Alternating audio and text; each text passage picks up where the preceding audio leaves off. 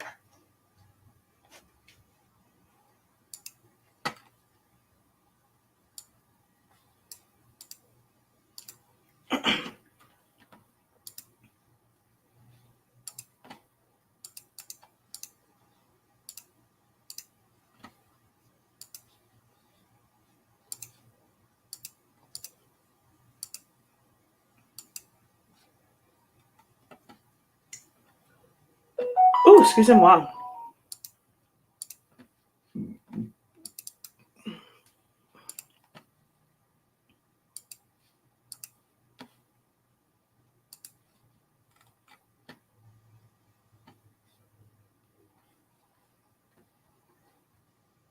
All right. Hello, hello, hello, hello. Incredible greetings, everyone. Incredible greetings. How is everyone doing?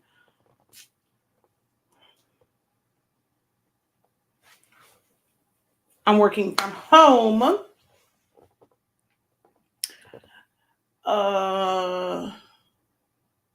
Wednesday is normally my day to go live, but the kids are out of school tomorrow because it's the end of the third grading period. So I don't know if I'll be able to go live tomorrow. So I was like, let me do my Facebook and YouTube live today, like my weekly Q&A. On someone says Happy Tuesday on Taco Tuesday, and just kind of get this live in. You know, a little clickbaitish.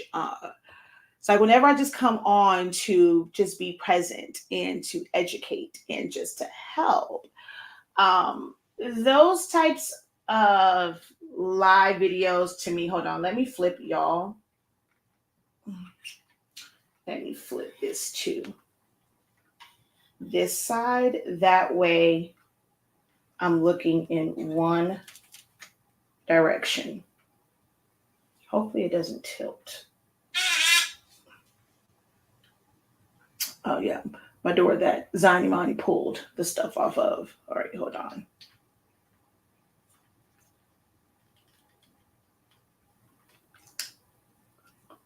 Okay.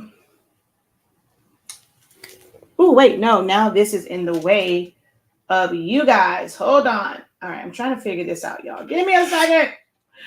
Give me a second.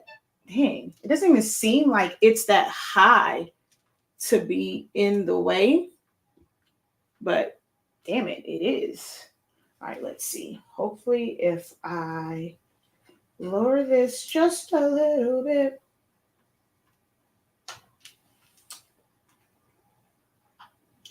Okay, it's not fully, but I can look this way and appear to be looking at both. I'm gonna try and look in between, but that's me staring into the light. So I don't know if this makes it look like I'm not looking at y'all up there and looking above y'all head over here, but I can't do both because it's like two different cameras. Like, I mean, I tried to put them like here, but if I go up any higher, y'all are gonna see the bottom of or the top of my phone. So anywho. Listen over there. It's okay. We can see. But yeah, I just didn't want that to be in the way. But yeah. So this is my Tuesday live. I did choose a title, especially on Facebook and YouTube, just to kind of get people, you know, perk up your little ears and your eyes because you see that and think, ooh, some juicy finna go on. Who she finna talk about? Who she finna talk about? Who's scamming? But it's like whenever I just come on and say, hey, let me help you. You know, it's almost like crickets. You guys don't really want that. Some people don't want the help. They more so like to come on and just hear somebody talk some bull crap, you know. controversy sells. Oh my gosh, come on now. Why are you leaning? And I think is it slowly dropping? I can't tell.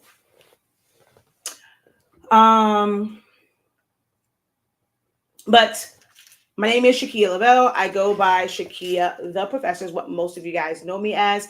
I don't necessarily use the word craft coach or mentor or guru, or I'm just a professor. I'm just someone who has, for the past 26 years, have been learning, growing, just gaining knowledge in the world of business, design, graphic designing, just creating, what was once a hobby for me. Some of those things that were just a hobby, just started off as a hobby, I have turned it into a successful business over the years, just with the skills that I have developed when it was just a hobby, when no one was paying me for it, when I was sneaking to go to Michael's to go buy things, and when I was obsessed with the sales, I don't know what's doing.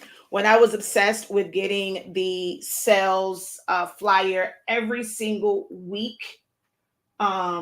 Okay, something funky's going on here. Hold on.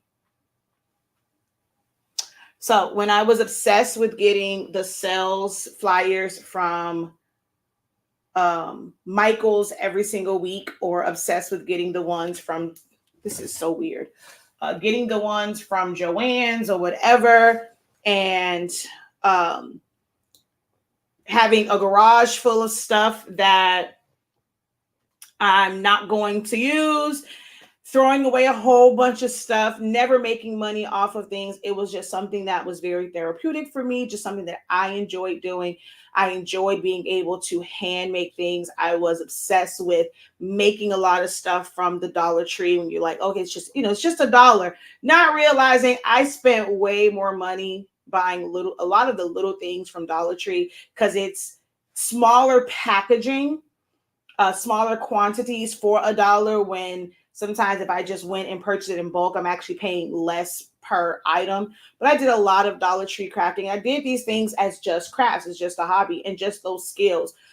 During that time, learning how to glue and what's the best glue, and things like that. I've just developed different skills over the years, where some of the stuff I do, even without a machine, is really on a professional level. Like, it could sit on the shelves in any store and hang with the big dogs. And I mean, I've done that for many years. And over the past 10 years, I have cultivated a business where I share. What the hell is going on with this stupid camera? Just cultivated a business where I share this information through classes, through videos. YouTube has been big for me. Facebook has been big for exposure. Don't make a lot of money from Facebook. At one point, wasn't making any money at all until I had my paid Facebook groups that I got a lot of backlash off of. Now everybody and their mama is doing it. Have a YouTube channel that, did well. Ever since the pandemic, and kind of like the content of others, my YouTube channel has taken a hit, but I have a business where I teach classes. I charge for my information, my knowledge, the things I've gained over 26 years. So I come on these platforms still, even though they don't technically I can be doing other money making tasks. I want to be able to do my part within the creative community, and I come on and try to at least help and answer questions that you guys have. To a certain extent, there are some things that I do keep close to the chest, unless it's in a class, but especially generalized questions that, yes, they can be easily searched via Google or YouTube or things like that. But making that connection, I feel like what we do is very, very unique in how we process information and how we do these crafts. Okay, I have no idea. It's like it just keeps going down slowly, and it is driving me absolutely freaking insane that it keeps dropping. Like, it keeps moving every few, like, by the time I turn around, it's like it's at my damn belly. Yeah, like it just keeps going like this. So weird. But anywho, I come on these platforms to answer questions. I do not curate, a lesson plan. I know there's some people that come on and, they're sharing something, or there's some people who are utilizing. Am I tilted? I don't know. Who are utilizing social media for what I did 10 years ago. So I'm not saying that, I know some of you guys are liking to watch people just come on and it's just a watch me work. They're not talking. They're not really doing anything. You're just watching what they're doing. Maybe a question. I did that for many, many years. I've been doing this for 10 years. A lot of people are just getting into this social media or just doing like video content and doing watch me works and doing lives. I've been doing it for years. So yeah, I'm not that person that's every time I'm working on something, I'm just going to throw on the camera, because I'm not currently building an audience. It's not an audience that's as big as I want it to be, or I think it should be, but I have cultivated an audience, and I'm no longer doing that every single day. This worked out better for me for teaching. I felt better. I felt like my purpose was being, like finding my purpose and helping others. It was very hard. And it's a lot of people too that I end up talking to, and they're currently in the influencer space or the space of wanting to do video content. And they're starting to realize the things that I have been saying, that it is very hard. You end up spending way more time when you go live, and some people appreciate it. Like they're looking for people just to go live and they want to learn off of somebody doing a watch me work, but that hurts the person doing it, because if you're really trying to engage, which is what social media is for, with the audience, when you're doing stuff, it takes you a lot longer to finish something because you're distracted. You're trying to engage with the people that are watching, answer questions, and that becomes difficult. I found that I was taking way too long for orders. I was stressing, and I just made a decision. Like, I enjoy the teaching part. Well, I used to enjoy the teaching part a whole lot more.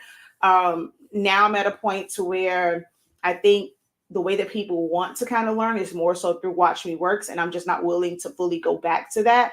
I sometimes I'm like, I'll just come on show my face every once in a while, and then go back to doing business. And when I go and I'm doing business, I'm not going to be showing that every single day. Like, I still do some orders, and you guys don't see that because I want to actually get work done. And I don't want to just, somebody's like, oh, we just want to see you work. To me, that's like just weird. Like, just to have a camera on and I'm giving away things that like I've worked for many, many years. So I just don't do that. But when I'm on, the floor is yours to ask questions and get the help that you need. Things that are, this is going to frustrate the hell out of me. The things that frustrate you, like this stupid, and I'm so mad. I spent a lot of money on these damn tripods. And it's like, over time, they just, like, they're not, like, no matter what I do, no matter how much I tighten it, it's just, they're not a strong grip. And see, they just do this. They just tilt, and it drives me absolutely insane. Like, I don't understand why it's just tilting like that. But anywho, and so is this one. Like, this is getting on my nerves. It's really getting on my nerves. But anywho, so I do see thank you. This is a Sublimation shirt. We designed this in one of my classes. And you see, now y'all can't see the shirt.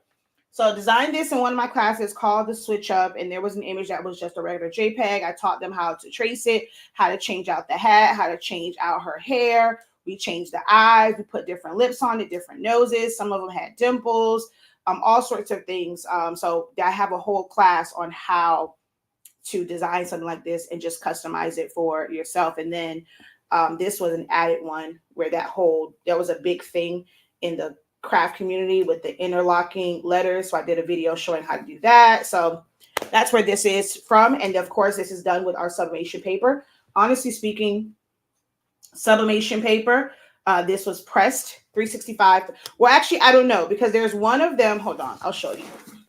There's one of them that was pressed 365, 30 seconds. And then there is one that was pressed at 325 degrees, 60 seconds. I really don't remember which one is which. And to be honest, you can't really tell which one is which. But one of these was sublimated at 365 degrees, 30 seconds. And the other one was sublimated at 325 degrees for 60 seconds. But when you're using the bomb.com, I think this one was a 325. This one I feel like looks a little bit brighter in the face. Yeah, so this one had to be the 325. And then this is the 3. So you can tell the difference there. You can see the difference. See the difference in the face a little bit? 325, 365, 30 seconds. So our paper is thebomb.com if you have not tried it out yet.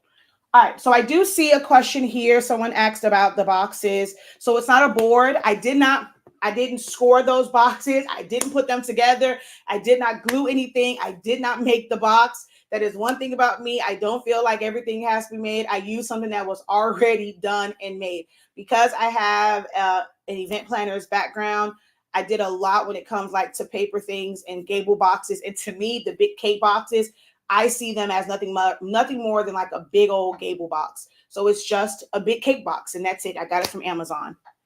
So that is what his was done with. I did not glue it like the foam board or any of that stuff. It's a pre-made box.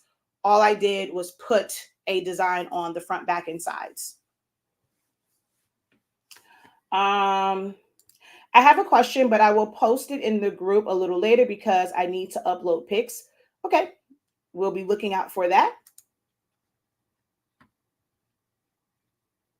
And INKcredible Greetings. Hello, hello, hello. We just started. There's not really joining in late because no one has asked any questions, so you haven't missed anything. We've been on for like 17 minutes, and it was more so just me babbling. Afternoon, incredible afternoon. Hello, hello. INKcredible Greetings. Hey, hey, hey. Well, the city girls are going through it, child. So Lord have mercy. But that's my city girl, period. But they going through it, child. INKcredible Greetings, INKcredible Greetings, INKcredible Greetings. Have you done the boxes that they're doing now? What boxes that they're doing now? Do you mean the foam board?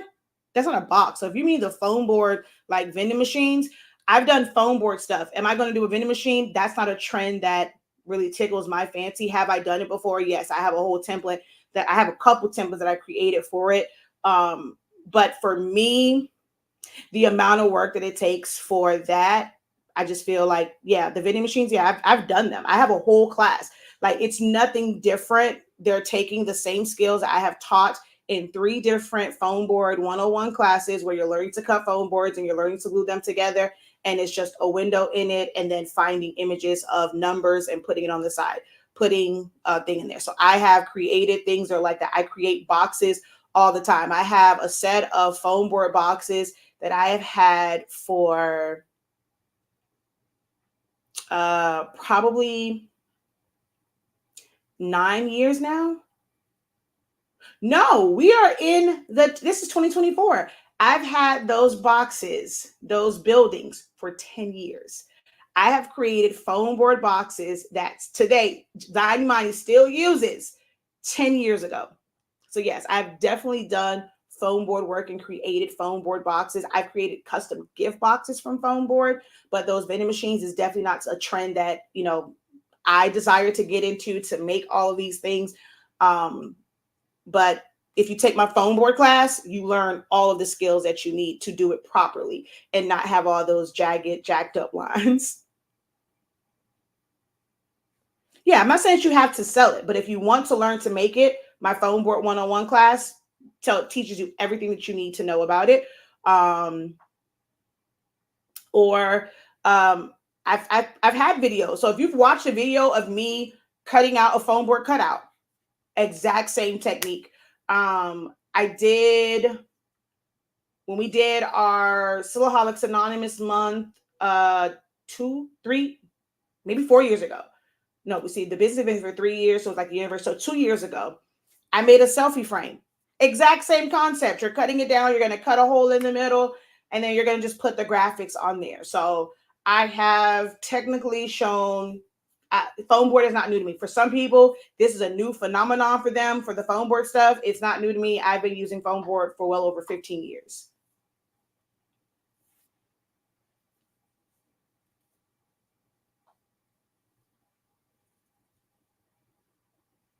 Oh, someone says it's freezing on TikTok.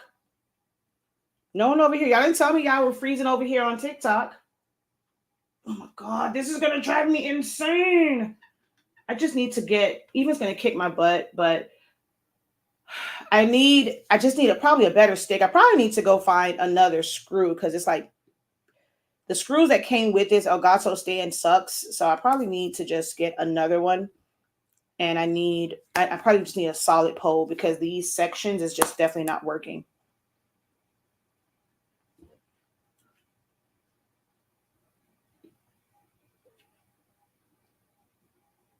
I took the foam board class. I can't find the class. I took it last year.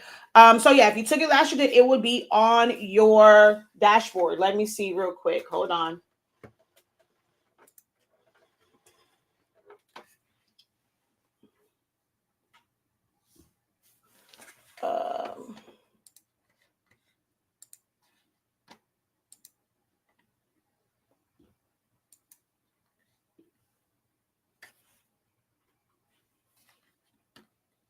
Um, support students, users.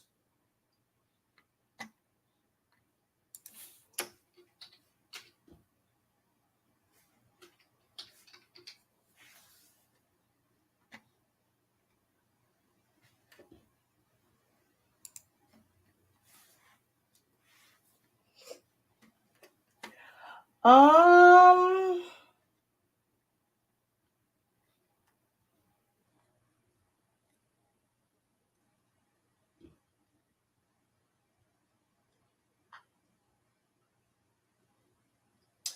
so you took the 3D foam board frames for balloons and lights, not my foam board 101.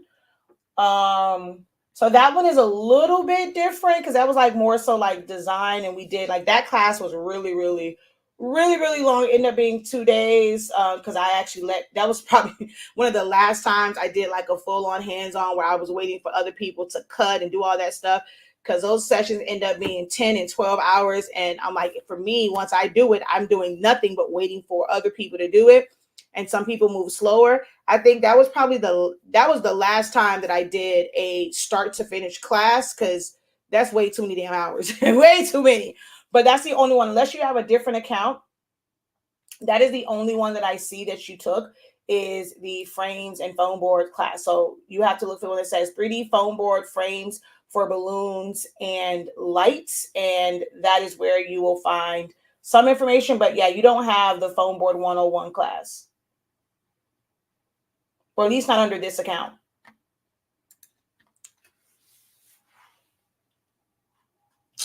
This is getting on my nerves.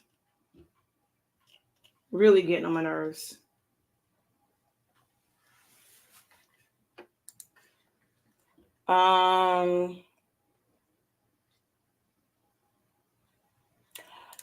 Was wrapping a piece of foil around the screw and tight. Wait, try wrap. No, it's the screw, like they really put screws that are way too small. That one really wouldn't work for how this stand is. I need, like, it came out like it's literally like this big old stand. If I show you how this Elgato stand is, and you see the little screw that they put in there, it comes loose. So even with foil, like it to me, it barely goes in there. So I need a longer one, like I did for my mounts in the office. I had to put longer screws in there. I just haven't had a chance to go to Home Depot. Thank you for the suggestion. At work now, however, I have a cutting question regarding the Cameo 4 Plus. Can you show, or where can I find the lining up? Find lining up the mat. My cuts are always off and not on the mat at the beginning. So the reason why that's probably happening is how you have it set up. Let me go over here. Oh wait, I need to share screen, present, share screen, entire screen, share. Okay, I know you guys aren't going to be able to see.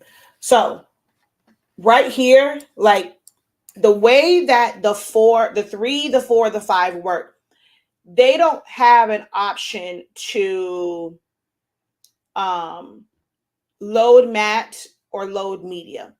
you just load it. It goes by whatever you have on screen. If you don't have a mat selected, but you put your media on a mat, it's not going to pull it in enough to start on the mat. So when you go to set it up, if you're putting it on a mat, you must have a cutting mat selected and the proper cutting mat. If you have this set to none, when you load it, it's going to start to cut right at the top, and it's going to be on your mat because the system doesn't know to look for a mat. So this is probably where your issue lies. If you do have yours set up where you have your machine and you have your 12 by 12 or you have your 12 by 24 inch mat set up and it's still doing it, I would literally need to see a video of exactly what's on your screen, how you're loading your mat, and setting it to cut for me to physically see it. So you can do that video and then upload it to our Facebook group. Because outside of that, I would not be able to, there's nothing else for me to show you outside of making sure that you have your cutting mat turned on, because it's not like the one and the two where you select load cutting mat or load media. Oh, wait, you guys didn't see that the whole time. Sorry. Here we go. So cutting mat, if it's set to, I hate this dumb feed crap.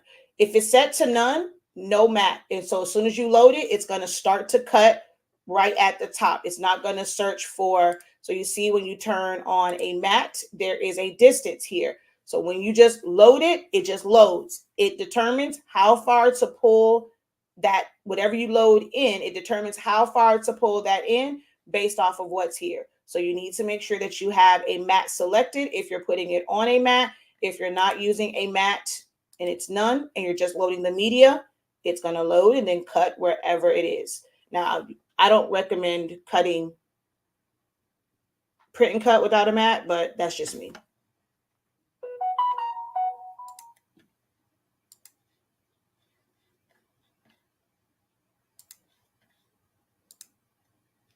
She says, you are right. What, you didn't have your mat turned on?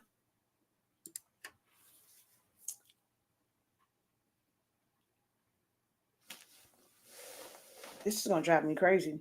I swear, this is going to really drive me crazy. Like, it just keeps turning. And I even put double-sided glue or like double-sided tape, sticky tape inside the little groove, and it's still moving.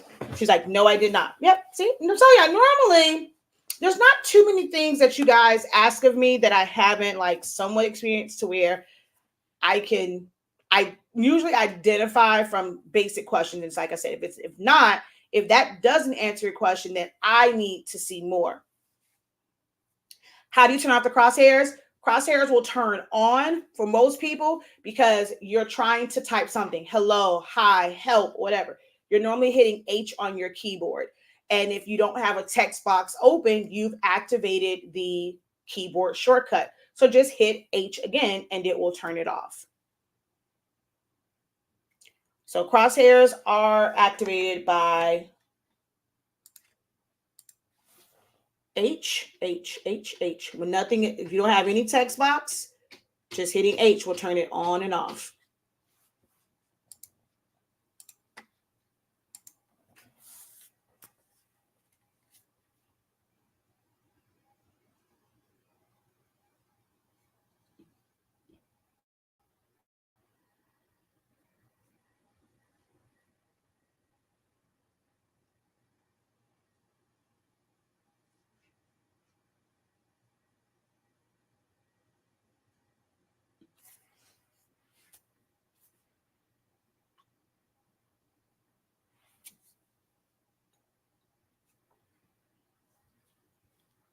We have a video called Annoying but Useful Tools on YouTube.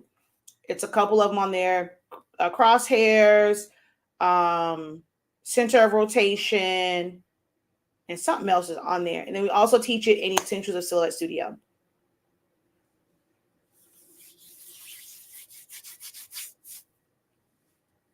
So for those of you who have joined on because of the title, Craft Scams, the title is The Craft Scam. I scammed you to get on this video, clickbaiting you into thinking that you're about to hear me talk about something very salacious and juicy, and I'm going to talk about someone and they're scamming you and don't buy from them. You probably had someone in your mind. If you saw Craft Scam and you thought about somebody and thought that I was talking about somebody, it's probably because they're known for that in the industry, but I'm not going to talk about that.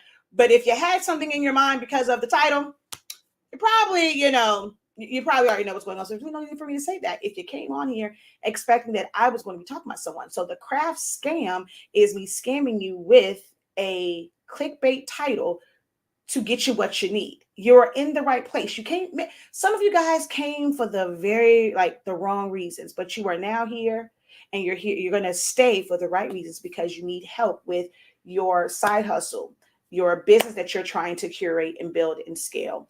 The frustrations that you have. I just saw someone saying that they're very frustrated with their printer. And then they're like, they've had it for 5 years. If you've used a printer for 5 years, whether you've used it or not, having a printer for 5 years, especially if you let it sit, it's probably time to change out your print head. Print heads can be changed out on the printers. They're not, most times they're really, really inexpensive. Now with inflation, a print head will probably cost you for a 7710, 7720, anywhere from, let's say, 25 to 35 bucks. Again, not very, very expensive to get a print head. A lot of videos, a couple videos on YouTube on how to change it out. Have I done it before? Yes. Do I have a video? No. Do I feel like I need to do a video for everything that I do? No, because there's already content out there that will show you how to do it. But I have changed out the print head on a printer a time or two.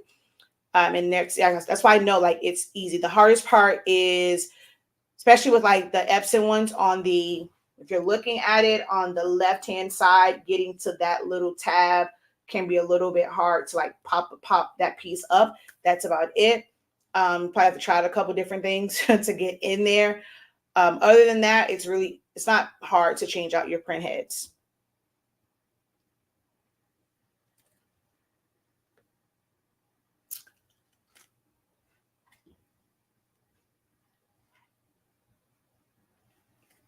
Oh, wow. And so what was interesting to me about the picture was the color, right?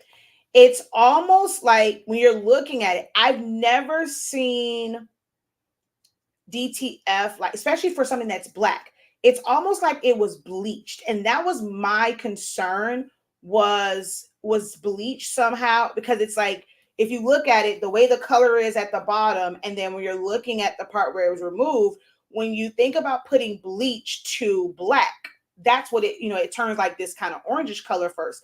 So that was the only thing that I thought of. I'm like, did they add bleach to it somehow? Were they trying to do something? Because it has an orangish color, and then there's like, you don't see anything in the bottom part. You can tell that the design was there, but that part didn't turn orange. So that's one thing I could think of. I was like, did they try to bleach it somehow?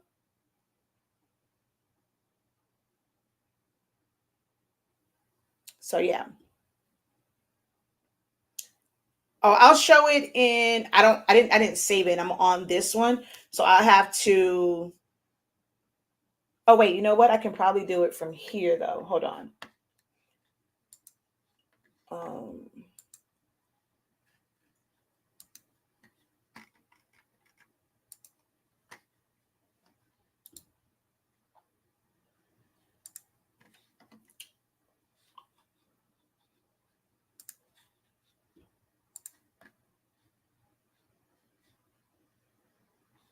Okay, wait, where's the picture? Oh wait, I think I have to go here. There we go. So y'all can see it now, and then I'll show you guys.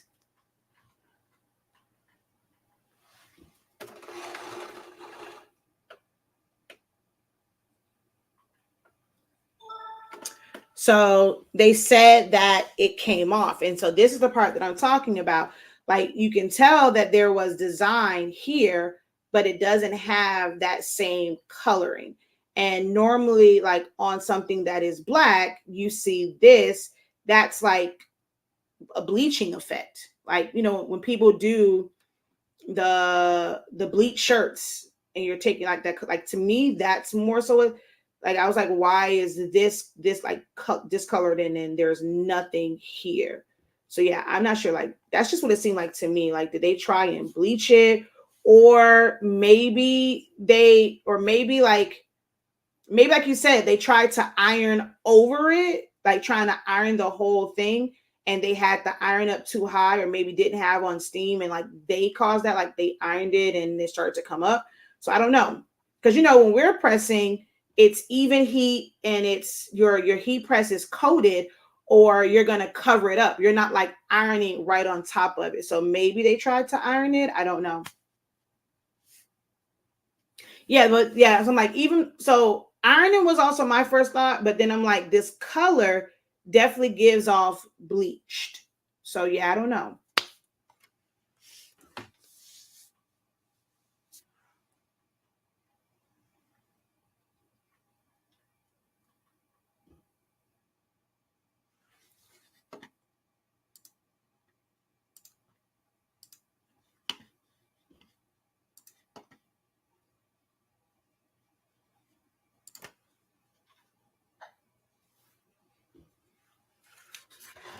Happy Tuesday, Carrie. Welcome, welcome.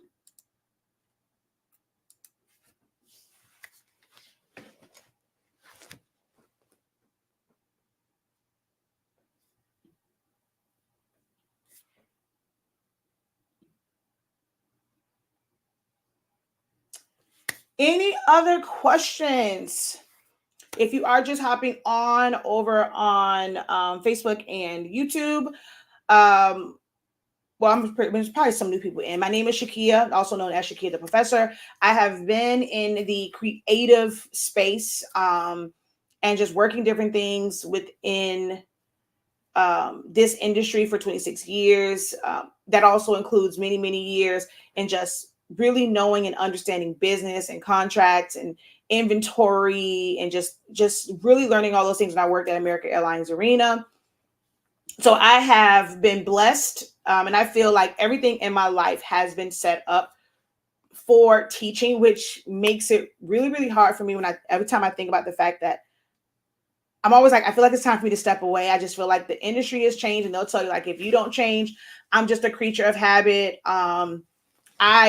I really believe that there are some things that are just classic, they're just standard, like, and I try to work on like the delivery, but so many people, I think they just want to hear about money, money, money because of the way our economy is. So if you're not screaming money and you're not screaming something saying, hey, I can help you make, you want to learn how to make $5,000, extra $5,000, which, I mean, it wouldn't necessarily be a lie, because if you follow my teachings, if you learn Silhouette Studio, it has the potential. Like, if you put in the work, learning graphic designing, learning Silhouette Studio, it has a potential to make you $5,000, $10,000, $100,000. Just having that knowledge and learning how to scale it, just getting that initial information can be the roadmap for you to make 6 figures, 7 figures, 8 figures. I'm learning. I'm trying really hard. Like, I feel like I need to be in this, not to say confidence training, but just being okay with leading with numbers first, because so many people will take that very literal, right? When you're like, hey, would you like to learn how to make an extra $5,000, and you teach them Silhouette, and it's not going to turn into $5,000 like immediately. They're going to call you a liar, call you a scammer. Oh, don't take that class. I didn't learn anything. I didn't make any money. Da da da.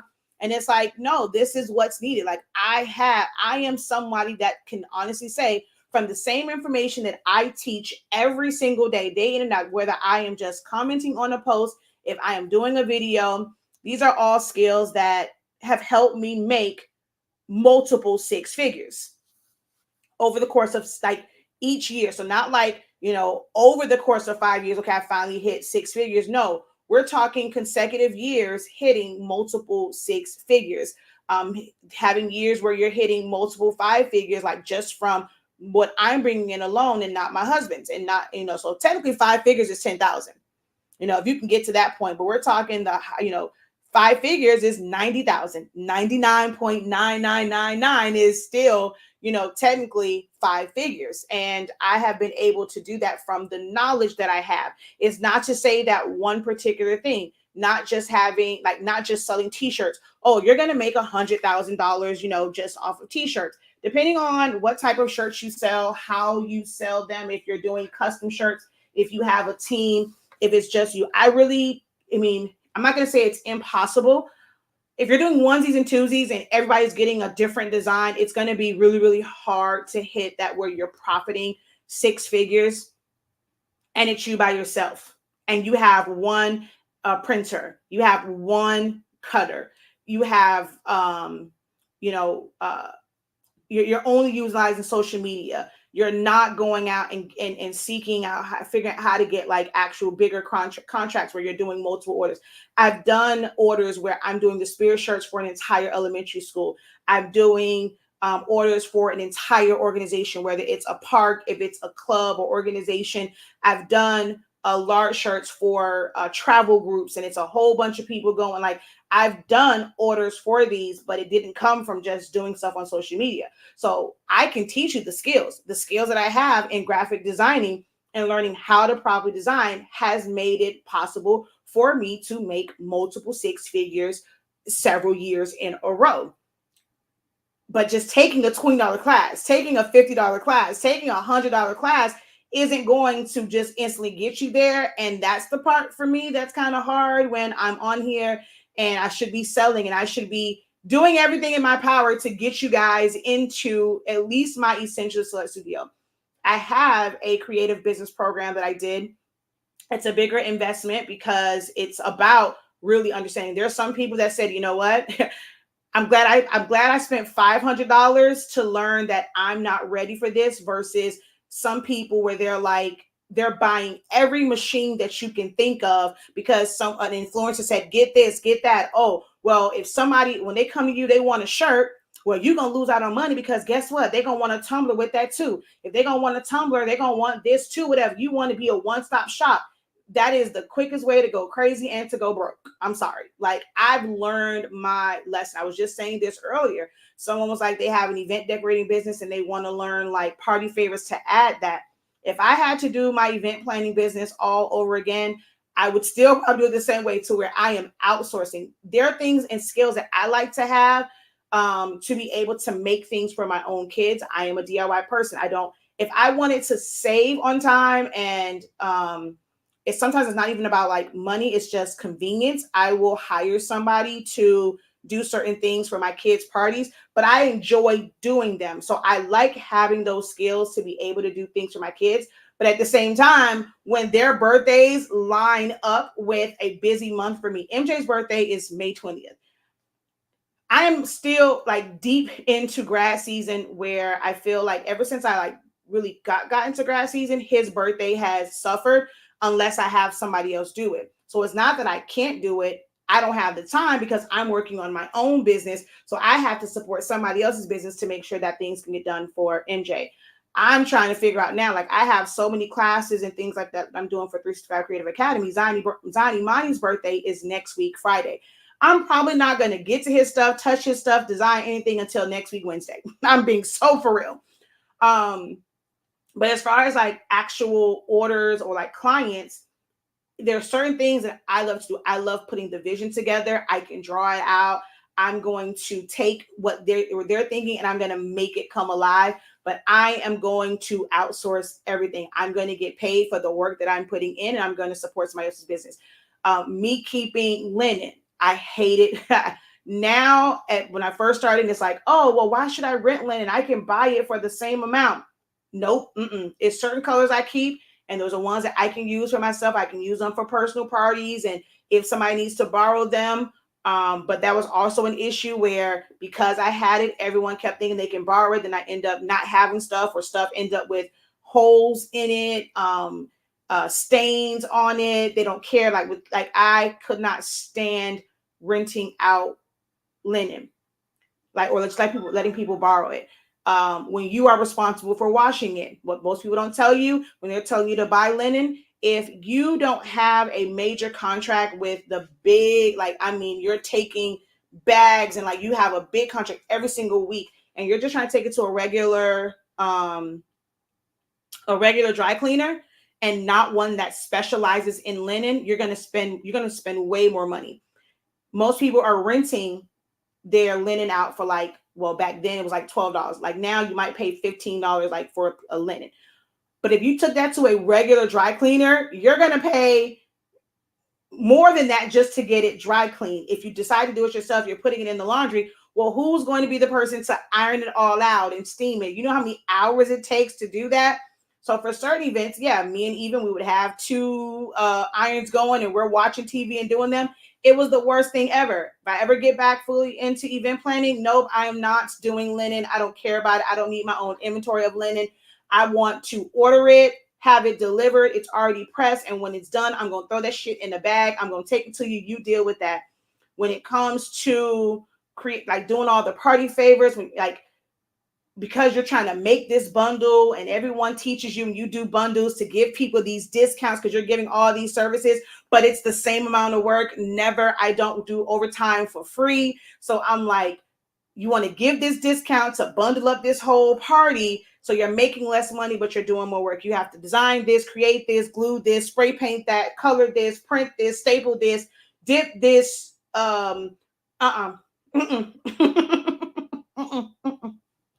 I have learned, and hey, if you want to listen to the people that's going to tell you, do everything, do every part of the business.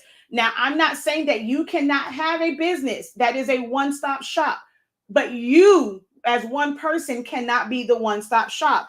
A business can be a one-stop shop because they have the employees, they have the systems, they have the structure to support being a one-stop shop. But if it's just you trying to be any and everything to the business, what that boy on TikTok, what's his name, Brown Booty something?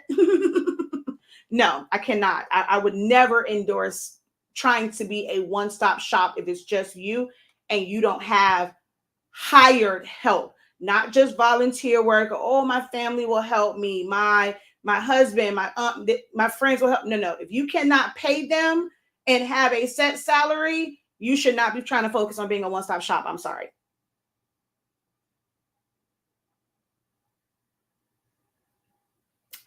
Let's see.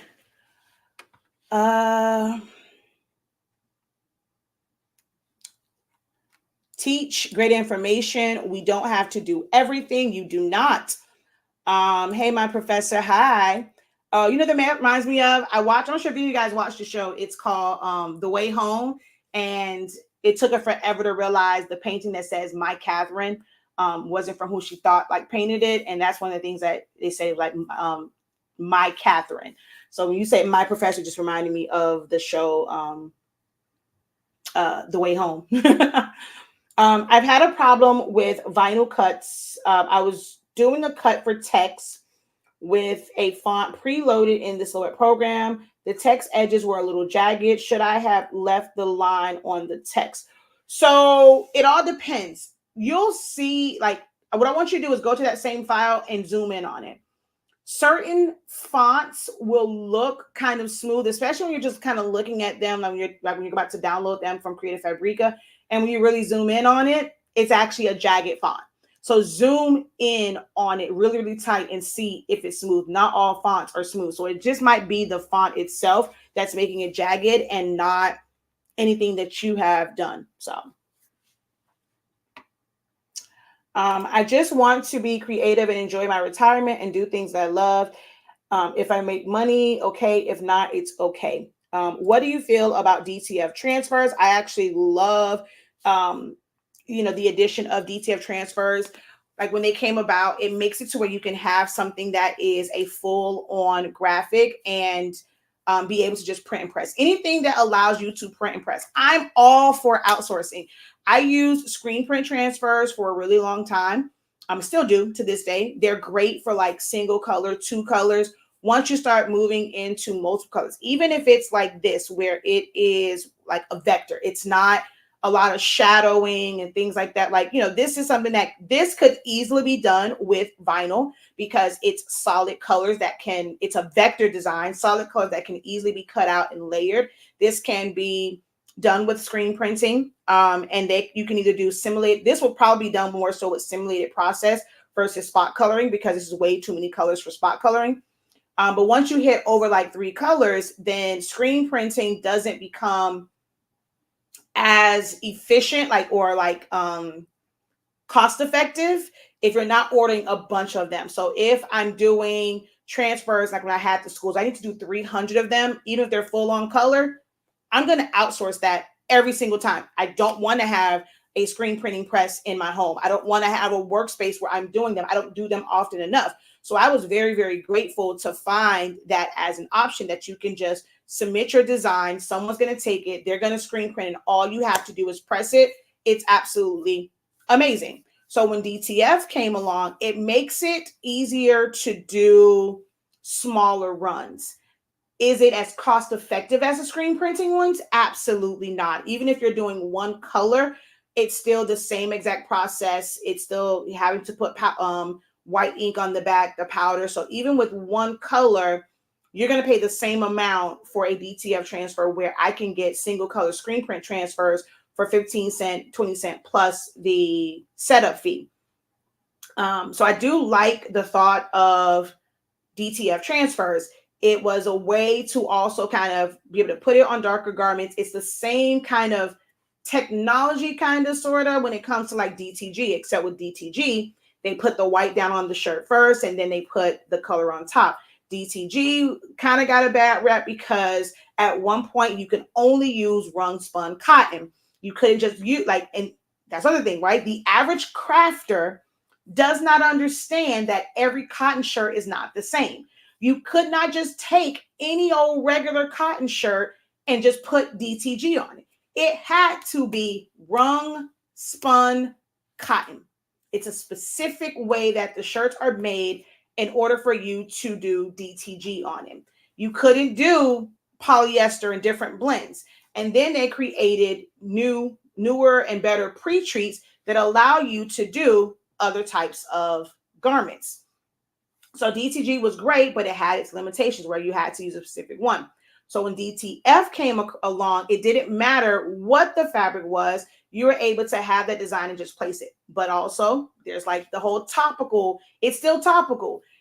It still has a hand feel. I don't care what anyone does, anyone says. DTF is not like the greatest feeling. It can still have a plastic feel. Oh, but it feels like so soft. But you still feel that it's there. To me, it's no different than screen print transfers. So it just kind of like, when you're just new to it and people are just giving information to you, to me, I feel like it can be one-sided. But if you listen to someone who didn't, like, they're not just recommending it because, hold on. Oh my God, this is so annoying. They're not recommending it just because, oh, I was tired. Like, I'm tired of weeding. I don't want to cut and weed, all this layering. So this is, oh my God, this method is so much easier for me compared to cutting, weeding, and layering. But when you have someone that has tried 12 different ways of making a shirt, each one holds a different,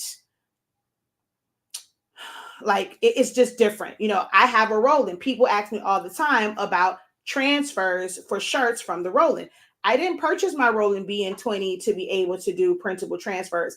To me, Jet Pro 3G, I mean, it's not that much of a difference between Jet Pro 3G for what I was doing. People just wanted birthday shirts. They wanted memorial shirts. They wanted like little simple shirts. So going through the whole thing of rolling BN20 and using Jet Pro, it wasn't this big difference.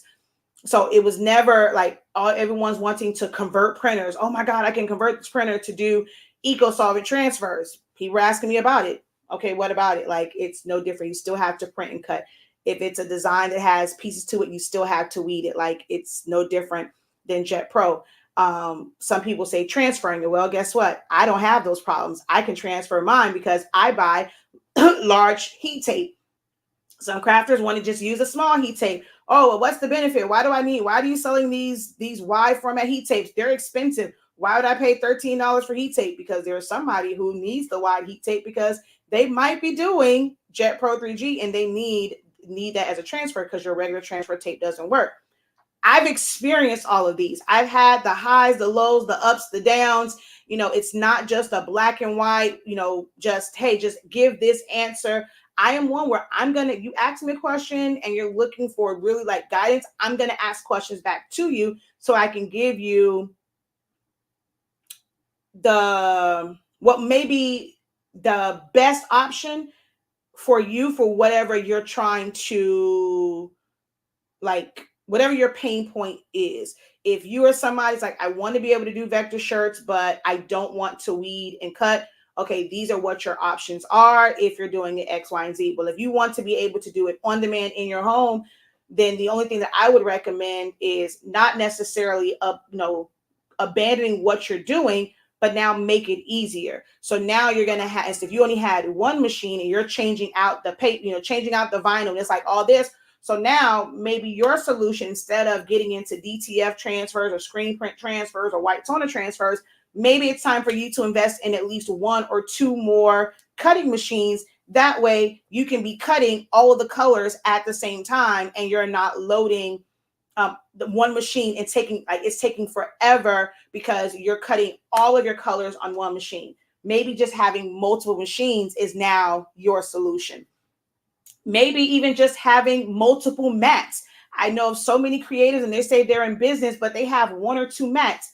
At any given time, I can have 7 to 8 mats going, and they're preloaded with the next paper, the next color, the next next color vinyl. And I'm going to go and I'm going to set all of my mats up. And when one's done, boom, take that out, put the next one. I'm not loading a mat, letting it cut. Then I have to demat that one, put the next color on, load that one. I'm literally going and just changing out mats. Little things like that can change your operation. It can change your productivity. And you don't have to go and outsource. It might just be changing your process. So I ask a lot of questions because it can, may not be just spend more money on transfers. So I do like them. I think that they are a great addition to the industry. I feel like DTF transfers require you to, unless you're going to do like a set size, using DTF transfers, you have to have something in place that's going to be easy for you to calculate costs. It's not going to be the same cost every single time. You can have something that is like small, and let's say it's average, for average is like 22 inches wide. It's a 24-inch media, but you only do 22 inches wide. So let's say based off of that, and you do, let's just say a yard, right? If your design is something like pocket based or pocket size, and it's just that big, you can fit a ton of them, 22 by 36 inches, a ton of them. But now you're talking about like a bigger design for a shirt. 22 inches to fit 2 across. We're talking, if you're going to make it one size, if I have to make something one size to fit a bunch of shirts, my go-to is 11. It doesn't look too small on bigger ones, and it still doesn't look too big on like a smaller shirt. Just takes up more space, but people normally don't mind about that. So mine is 11. You can barely fit 11 inches across, and be able to cut it without like, oh my God, I have to be very, very, very, very careful because I don't want to, cut into one design. So you're more so around like 10 3/4, 10.98, just so you can easily cut through it.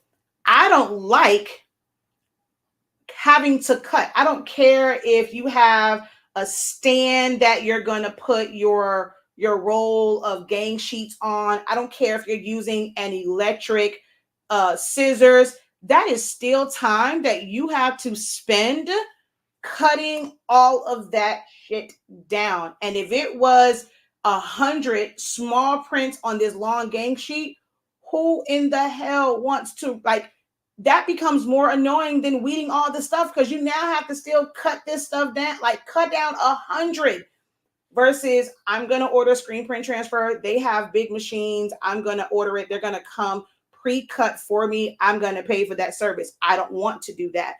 So that's like an issue for me for gang sheets for DTF, and then just the sizing. You can't pinpoint. If I order a screen print transfer, I know exactly how much that transfer costs. Even if it's a full color transfer, I know exactly how much one of those designs cost. It doesn't matter if it's this big or this big. If I get it on a 12 by 12 sheet, it's going to be that cost. Whereas DTF, you don't know because it depends on how many you can fit on there. And then you have to do the math and divide that, however many can fit on there by the cost. So some things, it might cost you $1. It might cost you 50 cents for this transfer. Other ones, it may cost you $2. If you only can fit so many, it may cost you $5. Like if it's only one big print, it's going to cost you $20 for, or $26, whatever, for one print or for two prints. So it's unpredictable to me when it comes to DTF. I do feel like it serves a really great purpose, but it's also something that is a case by case. So if you're just trying to have a set price, I don't feel like DTF is the right way to go. If you're somebody that wants to have a set price for your business, depending on the way the design is, one time you might be able to fit 3 across, and now your next design is wider. It might be the same height, but it's wider. So if you can't fit 3 across, you can only fit 2 across. But if you say, oh, all of my shirts are this amount, sometimes you're going to lose money. So that's just, I know that's not what you asked for. That's my fault too. My problem too is my mind goes 1,000 miles a minute. I don't know. Maybe sometimes I'm not answering it directly, and some people feel like, oh, it's rambling or it's too much information. But these are the things that go through my head. Like I end up with follow-up questions because I don't feel like it's black and white.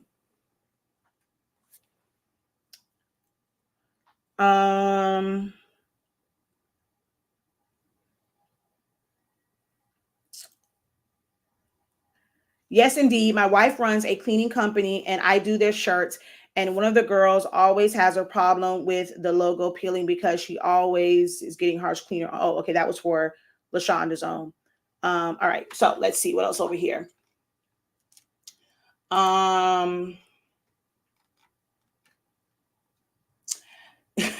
She says that's a cockapoo because once you say, oh, I have all this stuff, and they're like, oh yeah, we're going to help you. We're going to do this. And when time comes, we're going to help you. The answer is I'm busy. Exactly. Oh yes. You can't dictate their time. That has happened to me before. Right. I'm just learning all of that now after 2 years that I shouldn't have brought all the equipment that I did, but you live and you learn. Hello, Tay. How are you? What did you miss? So I do these sessions where I basically just answer questions. I did a little salacious title, because people like drama. So that was just my way of getting them on. I pull you in with foolery, with clickbaiting to be able to just answer your questions, share my 26 years of experience and just my thought process. I've done I don't think there's anything that I have not done. I don't like epoxy. I don't like the smell of it. It's just too strong for me, but doesn't mean that I haven't at least tried it to where I can say why I don't do it is because of the smell. Some people say wear respirators. I can't stand all that. I have flashbacks. I was in the military. Do I want to go and wear this big respirator where I'm sweating and all that stuff? Hell no. I dealt with that when I was in the military. So to me, epoxy isn't worth it if I have to do all of those things. So I have a lot of experience in a lot of different things. I'm great when it comes to marketing and help with marketing because I interned under the marketing director for a radio station. I've worked with, I've been an operations manager, so I had to do the marketing for our coffee company. So there's a lot of different experiences that I have, and I just come on and I just answers people's questions. Everything from troubleshooting Silhouette machines, troubleshooting designs, troubleshooting printers. I am a Shopify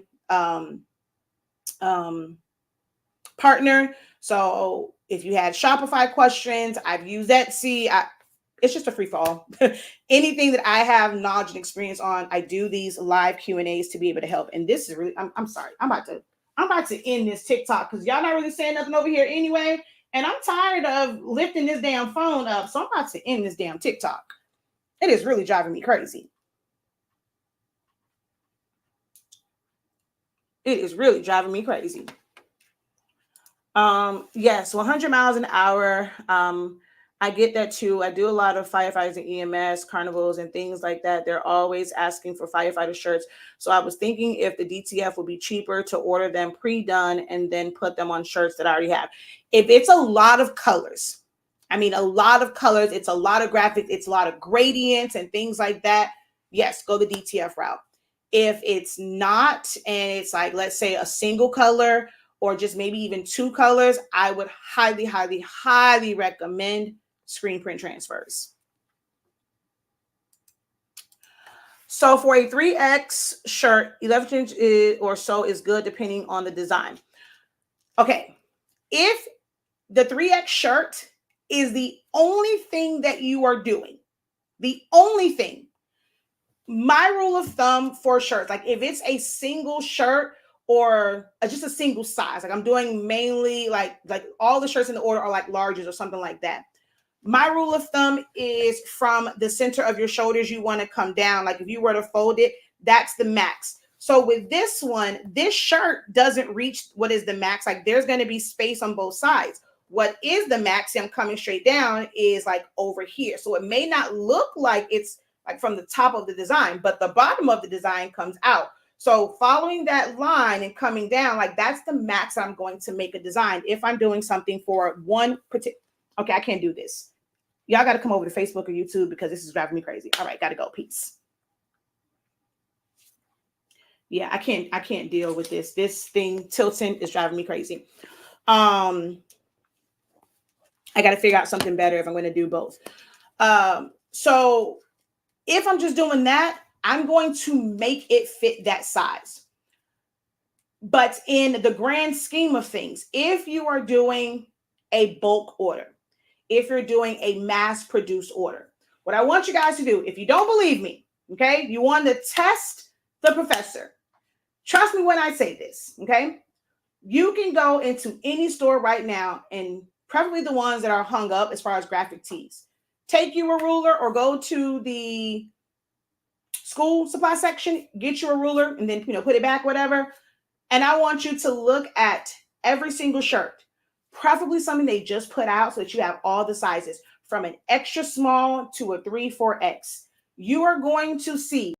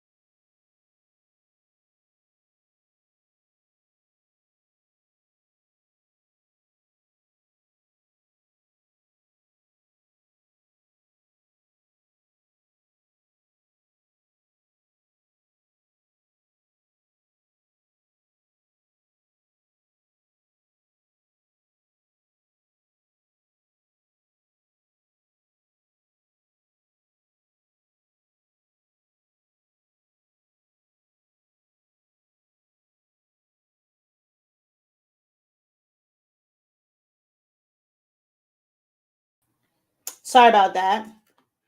Oh wait, I don't know what all you didn't hear because I did just lose the feed, but this seems like that happened 5 minutes ago. So I probably because I'm looking here, not looking over there. So you guys probably lost my feed. I'm not sure what's the last thing you guys heard me say. Do you think it's worth converting a printer to DTF? No, I do not. I've always said that. I've never been one that was about converting a printer. I just said that was just too much. Like never, ever, ever in the 3-4 years that people started them. When we got our ink, our vendor was trying to get us to sell DTF ink, and I'm like, hell no. I do not think it's worth it to convert it.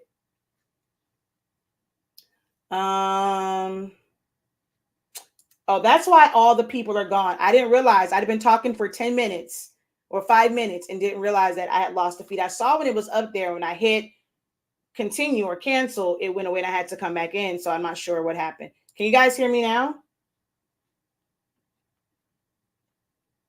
And if so, can you let me know what's the last thing you guys heard me say?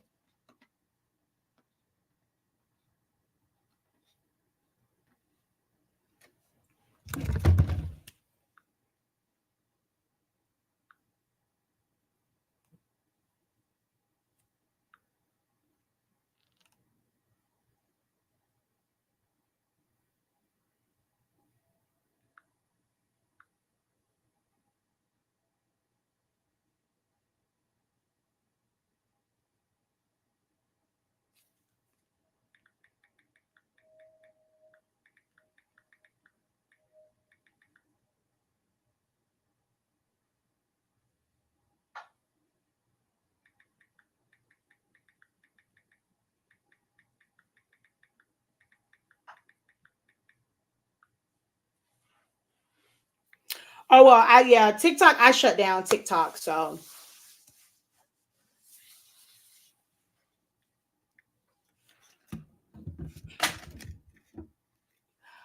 what is screen print? Actually, you'll be surprised. A lot of the things that you have come, it's one of the oldest ways to be able to make shirts, or just garments, clothes in general that have like what's called a topical design.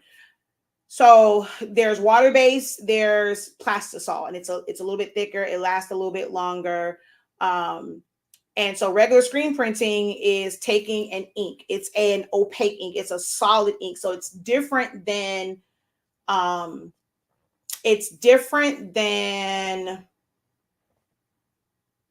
printer ink that's translucent. Now, if you do like a dark shirt, they would recommend putting down like a white base so that colors pop on like dark shirts. But for the most part, you can take a color and put it on a colored shirt and you don't need a base to it. It's just a thick ink. They will put emulsion on a screen. You then take this design that you print onto a, well, now it's even better because it's digital now. But back in the day, when I first started with screen printing, you print it out on a transparency film. Then you have to go and burn it, use a light to burn it into the emulsion. Then you have to rinse that out to expose just that part. Then they take the ink, put it on there. And it's like the most cost-effective way, one of the oldest ways to be able to make shirts. Now they do them as screen print transfers. So instead of screen printing directly onto a garment or, just fabric or whatever, they will print it onto a sheet of paper. And then on the back of that, they put an adhesion powder. They cure that. So you get it, it's all dry. And then once you heat it, it activates that adhesion powder and it sticks to the garment.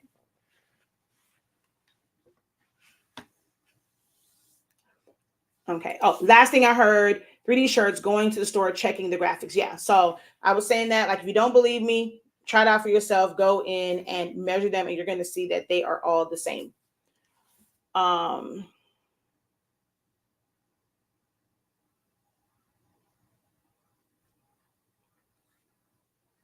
Oh, the print size for the 3X. And I know I was saying, probably missed that part. And I was like, there was one time where I had to do shirts for class of 97 for their class picnic. And they had enough shirts to where everything from the small to like the medium or largest, I had one size. And because they had 25 of the other ones, I ordered the bigger sizes as well. And that made it cost effective. Like, it made sense to do technically 2 different sizes. But for the most part, I use one size. Like, if it's a bulk order. Now, if it's, like I said, one per, like an individual shirt, something like that, then I'll do specific sizes, like for each shirt.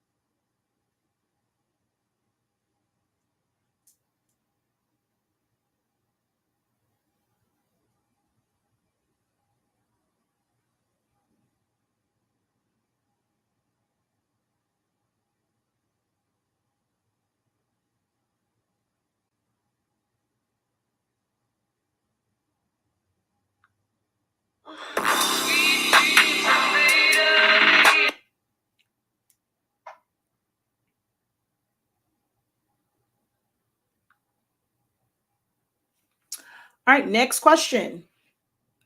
If there are no other questions, we will close out.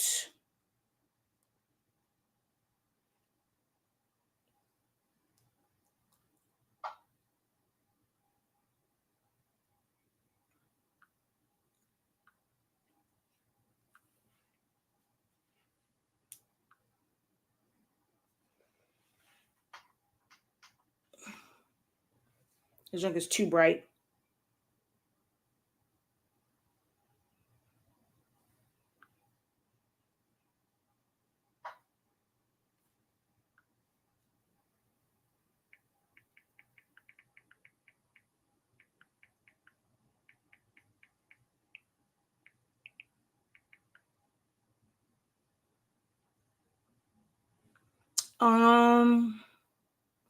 What was my response into converting a DTF printer? No, I've never, ever. I used to always say, like, why are people doing this? It makes no sense. So no, I will never, ever feel like it is worth it to convert a DTF printer, a printer to DTF.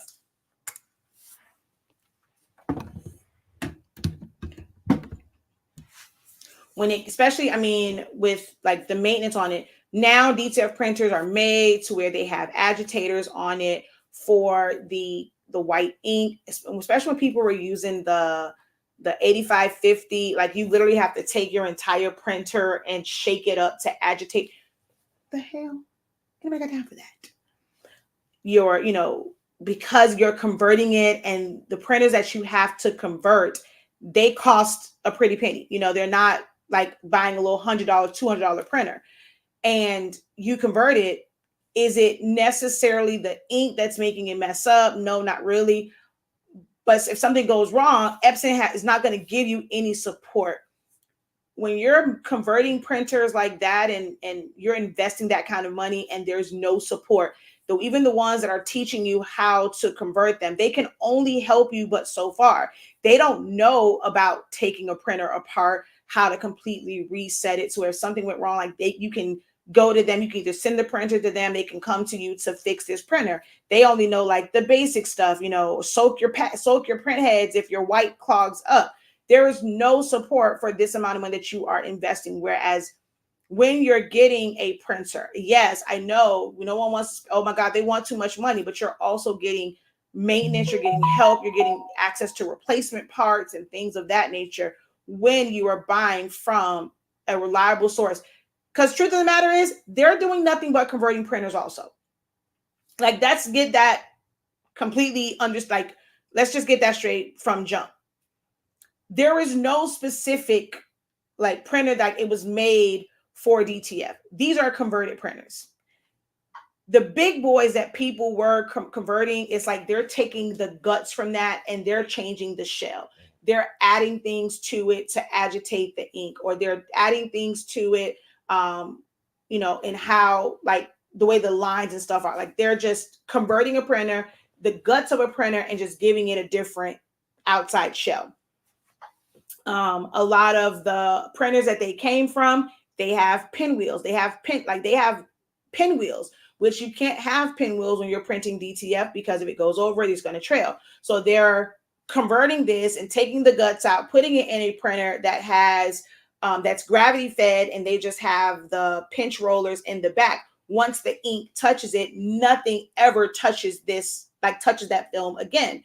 So that's another big thing too, is having the pinwheel. Somebody converts a regular printer, you lose how much you can actually print because you have to take out all of the pinch rollers, because if you don't take them out, they're going over wet ink. It's going to leave marks on. There's no way around that because it's wet ink going through rollers. So people will take off the pinch wheels or the rollers, and you can still use the printer. It's just that when it gets to the end, there's nothing holding it in place and it can shift and move. So you either have to limit. If you have a 13 by 19 sheet, you can only print 13 to 18 because you can't let that last inch just be in the well and printing over it because it'll move.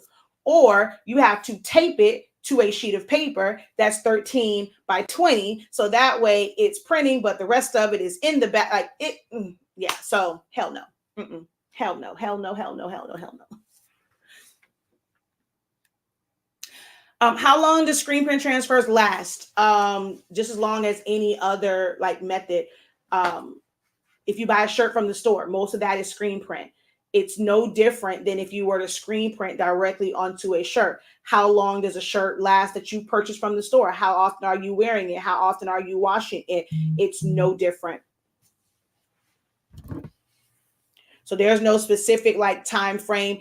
Companies will say a certain number of washes just to answer, because people are asking this question, but no one could ever tell you how long something lasts. I've had shirts that I've worn and washed and washed and washed, and the shirt looks more raggedy than the actual print because it's plastisol. I have shirts that were screen printed right onto the shirt, and after a few washes, it looks like Who Shot John because it's water-based ink and the fibers of the shirt is coming through. So, I mean, just think of it as it's no different as long as it's properly applied. It's no different than you going to the store and buying a shirt.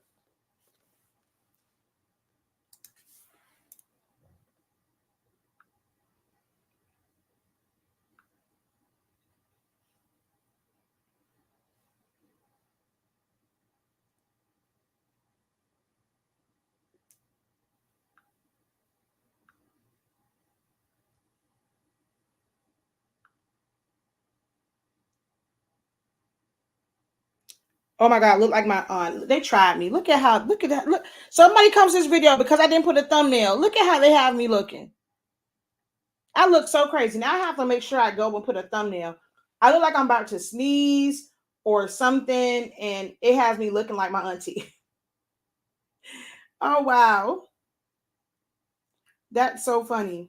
I hate sometimes how, like, sometimes I don't want to do the whole, like, I just want to go live, but it's like if I don't put a thumbnail, it just shows a screen grab from, in the thing, and you can end up looking really, really crazy.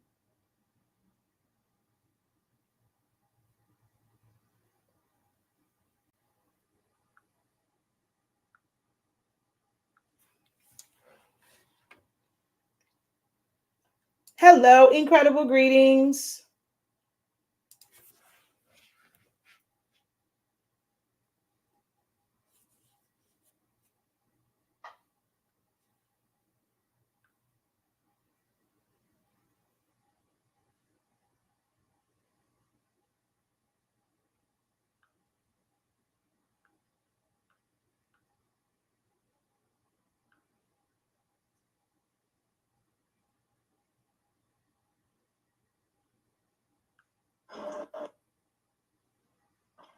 Tuesday.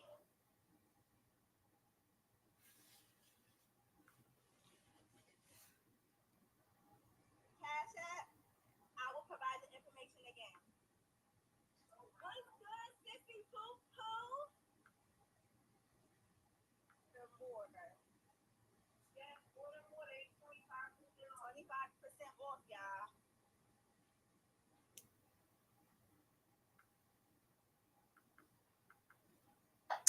How expensive is screen print transfer on average? It just depends. So they have, like, the companies are different prices. It also depends on how you want to get them. So they have options for what people call like gang sheets. And that basically just means that you can put more than one. So let's say I had this design and I also wanted it small for a hat design, maybe like my logo or something to put on the back of this shirt or put something here. So you can get like regular screen print transfers, and it just depends on how many you order. Hold on, you know what? Let me see something real quick.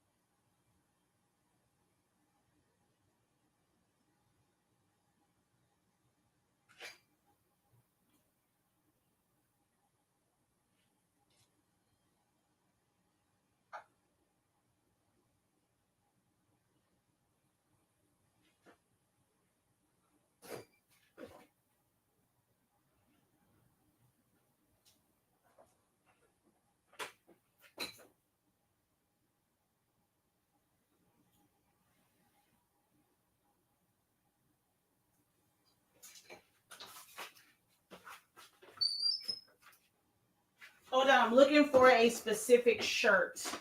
I'm looking for my cheer shirt from, okay, here it is. Oh, wait, I'm sorry, I need one more shirt. I think it's this one. Nope, not that one.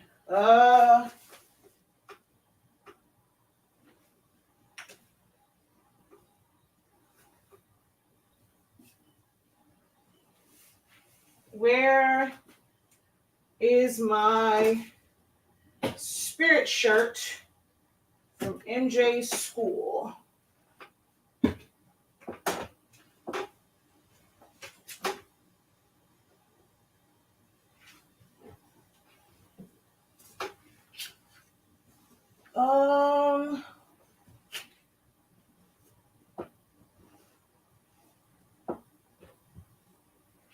All right, hold on.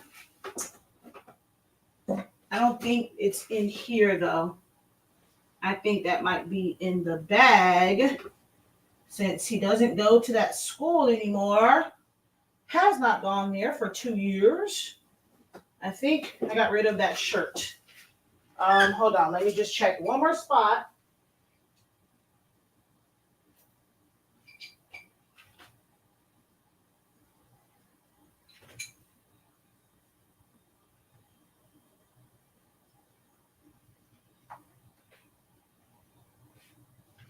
Okay, I don't have his spirit shirt. Okay, so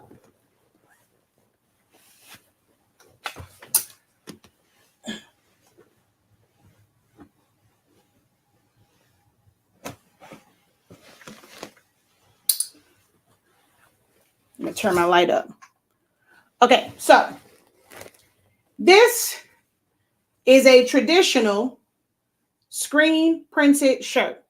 Okay, with this type of screen print, this is a water-based shirt.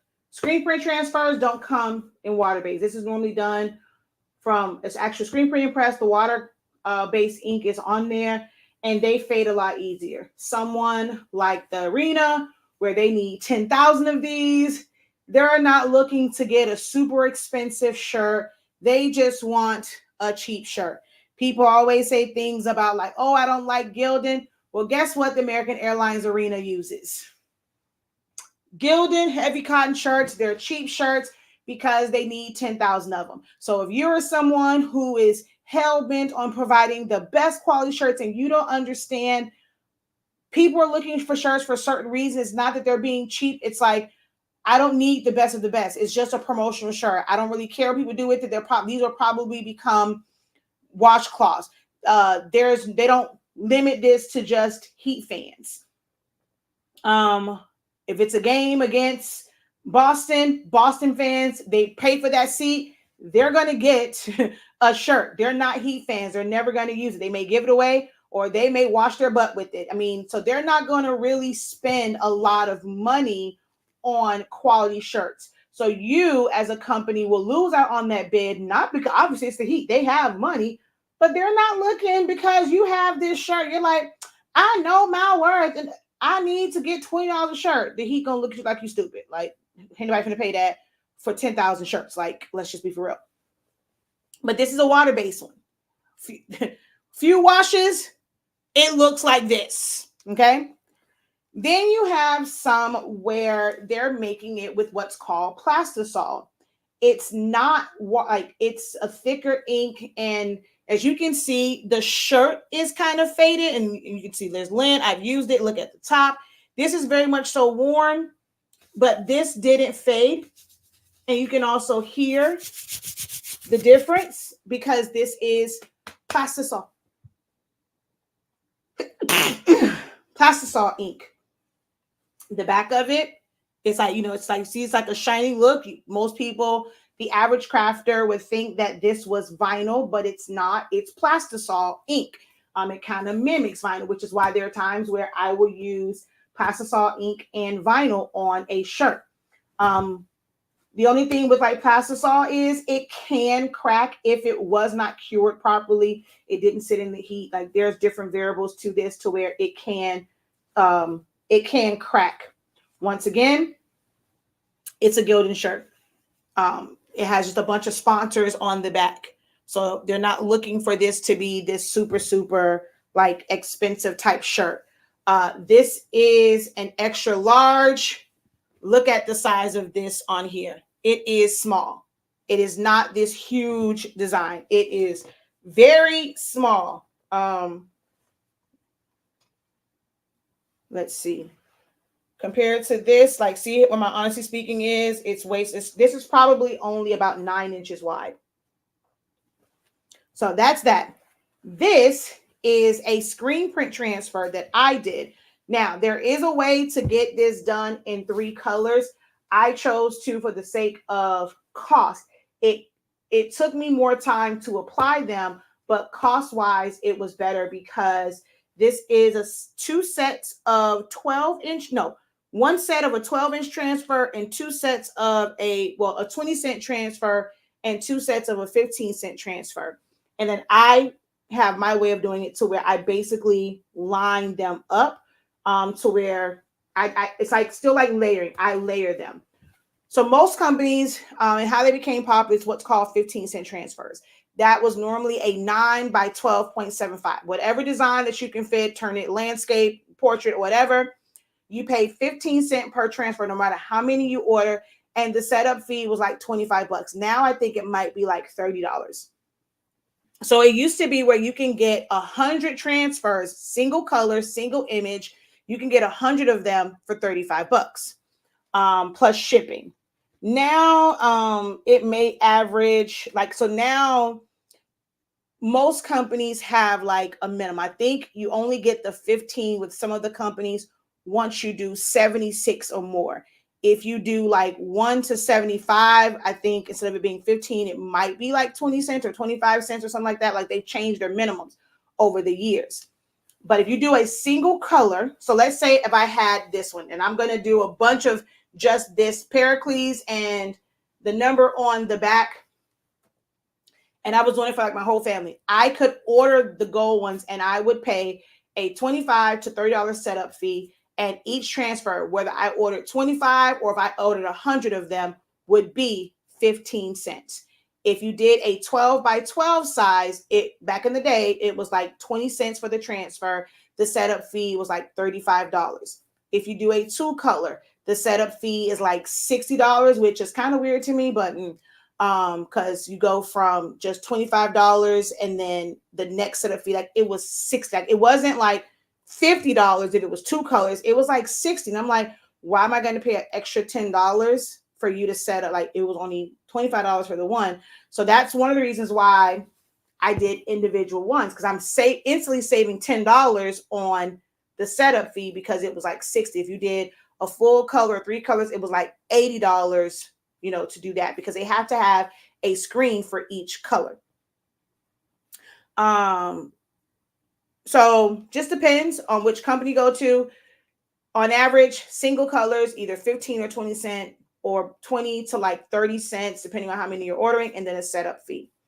These work well best if you're going to do at least 25. Well, back in the day, it was like 25 or more. That was my number, because the setup fee was $25. I'm like, okay, if I do 25 of them and they're each 15 cents, that means that each transfer is $1.15. It made it easier for me to calculate the price for an order because I knew exactly how much they would cost. Once you go to 50, now it's like 50 cents plus the 50. Like, it was easier to know. Like, if you end up ordering like 100, that $25 setup fee becomes very minute if you're ordering a bunch. I was trying to find the shirt where I had to order 350 transfers. That $25 meant nothing. It was all single color. I had to order 350 of them. So that's kind of like how this is. Now, there's going to be some where, like, let's say this one was a regular screen print. I don't think this wasn't a screen print transfer. But like, you see how small this is right here, like this color? If you were ordering this in a screen print transfer, you could probably do this whole thing, pay $25, get this where it would be the smaller one. It definitely you wouldn't need a 12 by 12 for this. This could have been on a 9 by 12 and 3/4 because it's not that long. So I would pay 15 cents for it. And then for this little bit of pink right here, I mean, I could set it up as a 2-color, but I'm going to end up paying more. Even if, let's say, this right here was a 12 by 12, I can take this one and pay for a 15-cent transfer. I got to go get the what's name. I forgot. I got to go to Florida Flex. I almost forgot about that. So I can pay for a 15-cent transfer for those, and I would be able to line it up if I did this one. Now, I did some shirts. So the white one, this was the first time I did screen print transfers, and I got these from Stahl's Transfer Express. They don't do a 15-cent transfer. They just have like a regular one. And it just depends on how many you are ordering, determines like the cost. The setup fee, when you first look, like their setup fee is kind of built into it. So this one right here may have cost me like 75 cents or something like that for the white, I think, somewhere in there. And then the glitter one, same thing. So some companies like Stahl's, they don't have a 15 cent. Not all screen print transfer companies do. Stahl's was the very first company that I used. And then I found out about the 15-cent ones just in doing a Google search. And then like they came up, and I ordered from FM Expressions. And then a few years later, 613 came around. So those are pretty much my go-tos. TKO is here, but I haven't tried theirs yet. So a lot of people adopted that whole 15, 20-cent transfer thing. But this was the very, very first one that I ordered, and it was just a single color white and then the gold metallic. And you can't put these two styles together like on one sheet, because one is a cold peel, one is a goof print hot peel. So I had to layer. So the very first time I did these, I layered this on here. So that was that. So this was my very, very first time using screen print transfers.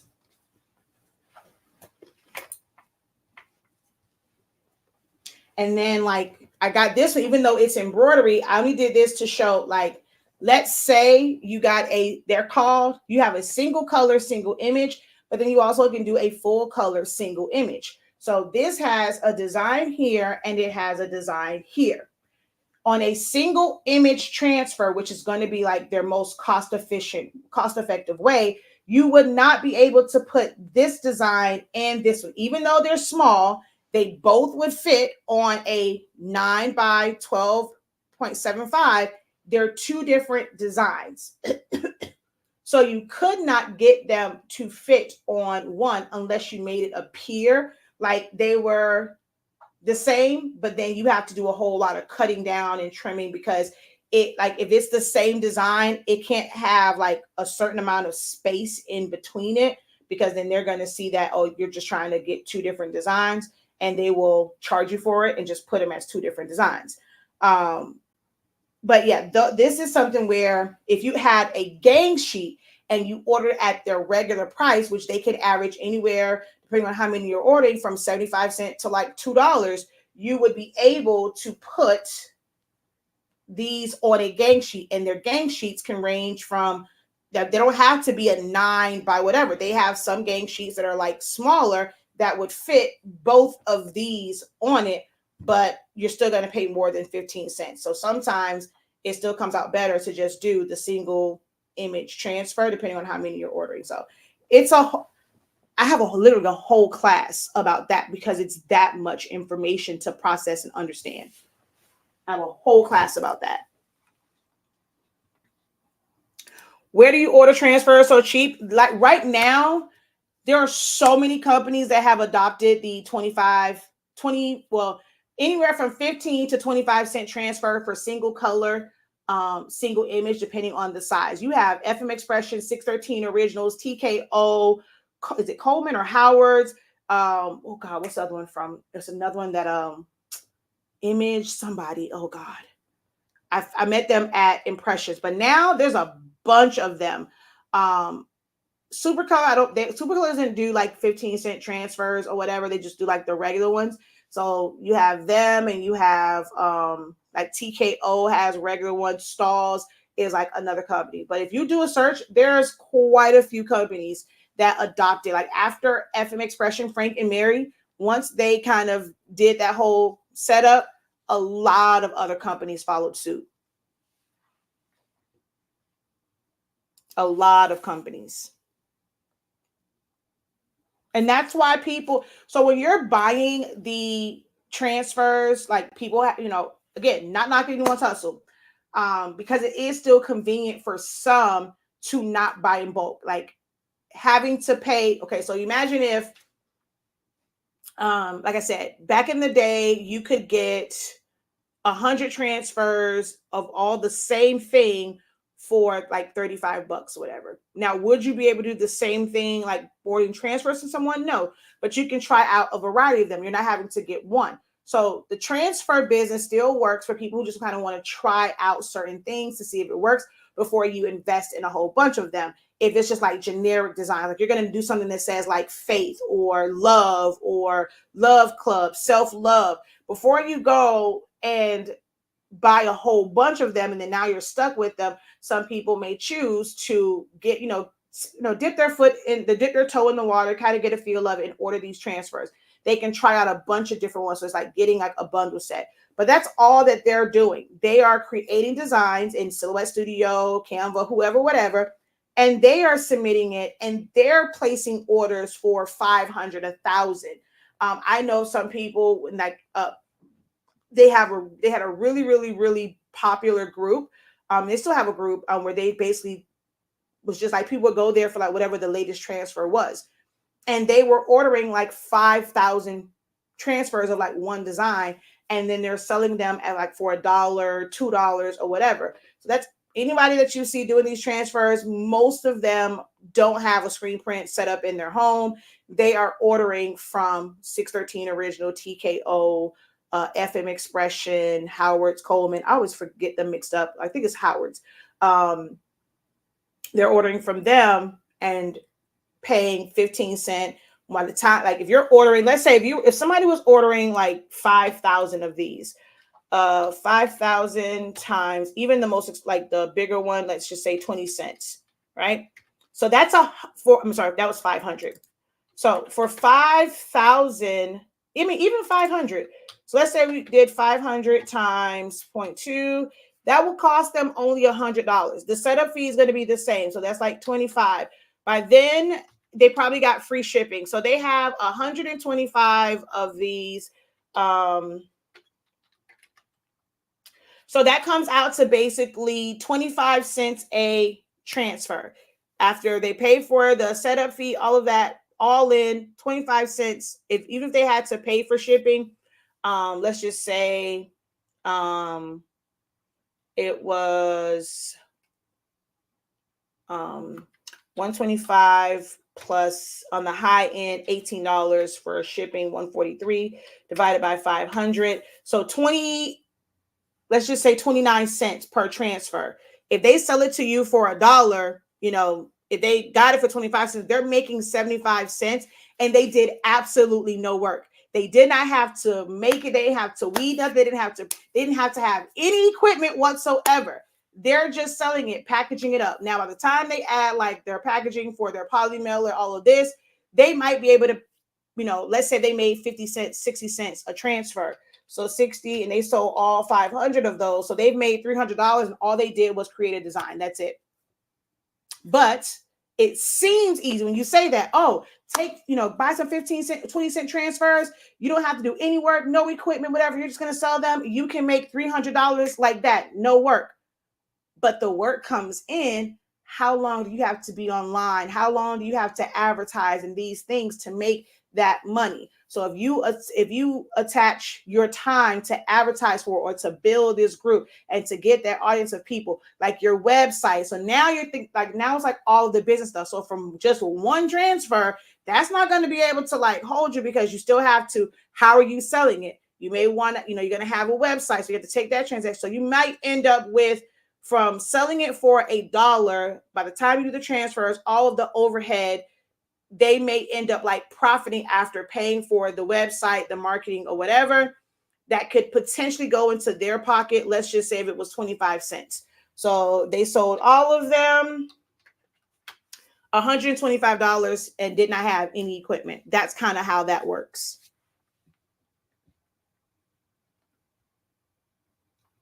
Thank you for the information. We are doing shirts for a charity ride and needing shirts. How many colors is on the shirt? So you see, when we're doing stuff like giveaways, they limit it to one color.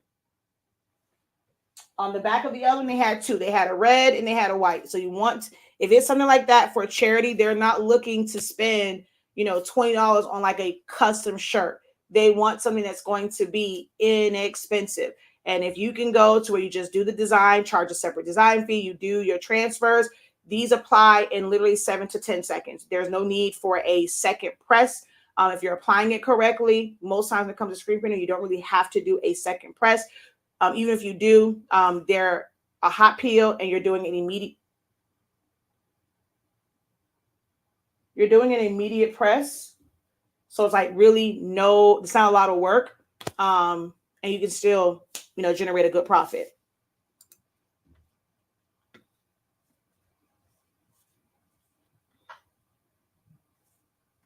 If you need help, you can always book a one-on-one session with me and walk you through like the design, because there is a certain way the design has to be made. You don't want it to be too thin. They'll tell you it's a certain point size that like it needs to be, spacing in between things needs to be a certain point size, because they are going to use a large mesh. Okay, like I said, I know something about everything. Like I've been, like when it comes to like screen printing, there's a difference in the mesh count, getting finer details. But for these transfers, they're not using a high mesh count with like basically smaller holes for more detail. They're using like your average one, which means you can't do things that are super, super detailed. That's why on this one, if I were to print this out, you would see more detail in this. But you see like it looks all kind of meshed together. If you were to see this font like just on screen, there's spacing in between. It's like this.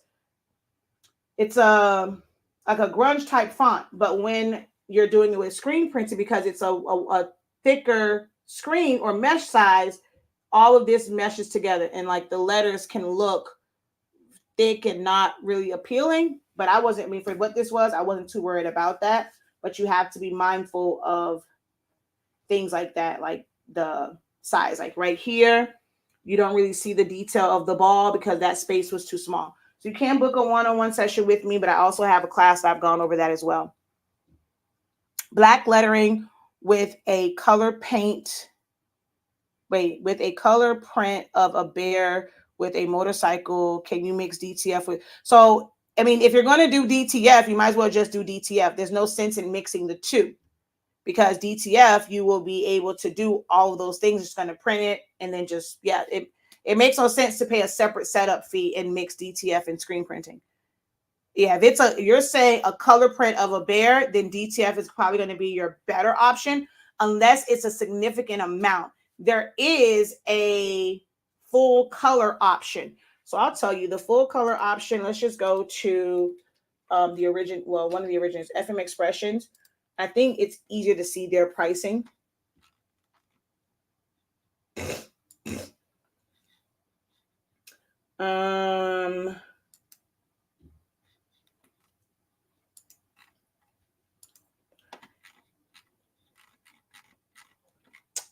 Full color, 12 by 12. It's an $85 setup fee. It's a minimum of, like, it starts at 50 transfers. Anything less than 50, you're not going to be able to utilize this particular service. And that's where the DTF comes in, because they have smaller minimums. So you're going to be at, like, it starts at 50 to 74 of them. They are $2.75 each, which can still come out less than what it would be for a DTF print. You could not do, like, if you needed to do a full 12 by 12, you could not do that with the average DTF prints, because most companies that I know of, when it comes to DTF, they're doing no more than 22 inches wide. The film is 24 inches, but you cannot do 12 and 12 to do the 24. You have 22 inches to really work with. And if they have the one that puts that colored line down the side, you really only have 21 and a half inches to work with. So you would not be able to do two 12 by 12 side by side. So that means you have to find something else to kind of put there, but you're just going straight down. So it's going to take however many feet to do 50 of them. So with this one, you're doing 12 by 12, it's $85. Okay, wait, let's first do 50 times 275. That's $137.50 plus 85, 222. That might be free shipping, but if not, let's just say $15 for shipping. So that's $237.50. So all in with shipping and the fee, 50 of them. That don't seem right. Hold on. Oh, well, yeah, because it's 85, because then there's like $1, and then, yeah. So all in, it comes out to $4.75. Yeah, $4.75 each transfer if you're doing 50 of them. If you're doing, let's say on the higher end, 74. So 74 times 275 equals plus 85 plus 15 divided by 74. So that comes out to $4.10 per transfer if you were up to like 74 of them. If you do, like, literally go up one more to 75, 75 times 185 equals plus 85 plus 15 divided by 75. That, like, it would make no sense to get 74 of these. Like, I mean, even to get like 60, it's like, it's kind of pointless, because you're already paying more. Like, if you had like a little bit of extra money, whatever, because it comes out to $238.75 to get 75 of them, actually still come out better, like getting 75, because when it was just when it was 74 of them, you would pay $203.50 for just the transfers, the $85 and the shipping. You would be paying $303.50 just to order 50 of them. Ordering 75, you're already paying you're paying for just the 75 prints. Actually, if you did 50, it was actually more. 50 was $237. So for 50 prints, $237 all in, or you can be at $238, so $1 more, and get 75 of them because of the price break. And then they come out to $3.18. If you were to do 50, so 50, let's just say each one is going to be, let's just say, give it a buffer, so 12.5 inches. So 50 times 12.5 equals 625 inches. So that's 52 feet. You have to look at it and see how much someone is charging for 52 feet. I guarantee you're going to be paying more than that, and then you still have to cut them down. So you just have to look at it. So if you want to do full color screen print transfers, you can literally do all of that. The colored bear, the black ink, all of that. As long as you're willing to order 75, that's how much you're going to pay.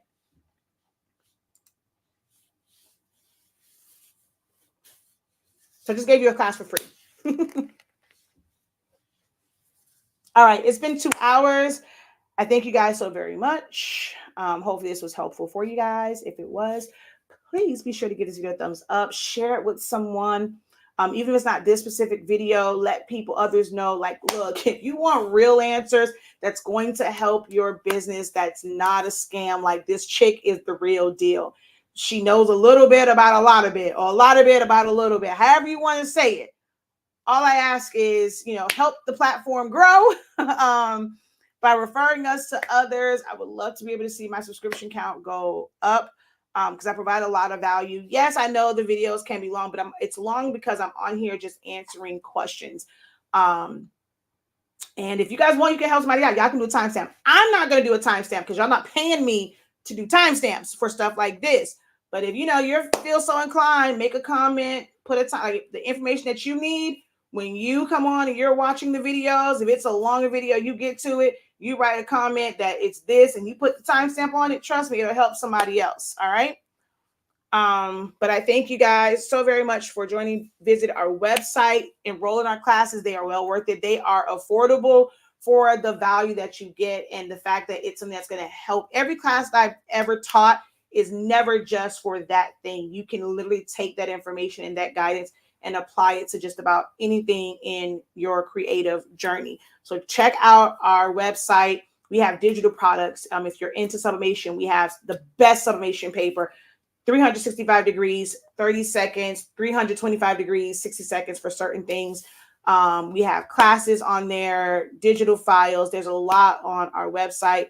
Support us the same way that we are supporting you and your endeavors by helping you cut some of that red tape, helping you get to your goals easier, helping you to understand it and break it down, be able to save money like on the order like this. And all we ask is that you at least share the love by liking the video. If you're not subscribed, subscribe to our YouTube channels, tell someone else, share it out. Even if you only share it on your page for 24 hours, maybe somebody who needs information will find us. So if you're watching on Facebook, hit share. You can always go back and delete it, but at least share it out. That just helps us grow.